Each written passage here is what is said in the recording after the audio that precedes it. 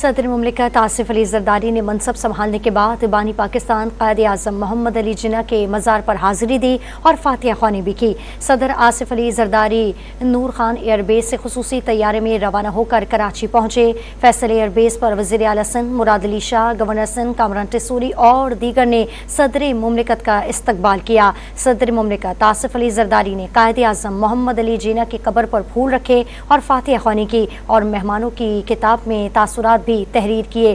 Governor Kamran Tessori اور وزیر اعلیٰ سندھ بھی صدر مملکت کے ہمراہ موجود تھے۔ صدر آصف علی زرداری کی آمد پر ان کے روٹ پر مزار قائد پر سخت حفاظتی انتظامات کیے گئے تھے۔ صدر پاکستان کی سیکیورٹی سندھ پولیس کا اسپیشلائزڈ سیکیورٹی یونٹ سر انجام دے رہا تھا۔ صدر آصف علی زرداری رات کراچی کے بلاول ہاؤس میں قیام کریں گے اور بدھ کی صبح کراچی سے لاڑکانہ روانہ ہوں گے، جہاں ذوالفقار علی بھٹو اور بے نظیر بھٹو کے مزارات پر بھی حاضری دیں گے۔